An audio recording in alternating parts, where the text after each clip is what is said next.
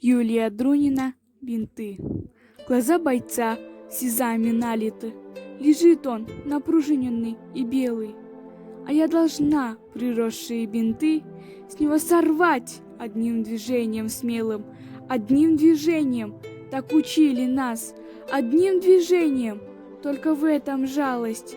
Но встретившись со взглядом страшных глаз, я на движение это не решалась. На бинт я щедро перек слила, стараясь отмочить его без боли, а фельдшерица становилась зла и повторяла: «Горе мне с тобою!» Не надо рвать приросшие бинты, когда их можно снять почти без боли. Я это поняла, поймешь и ты. Жалко, что науке доброты нельзя по книжкам научиться в школе.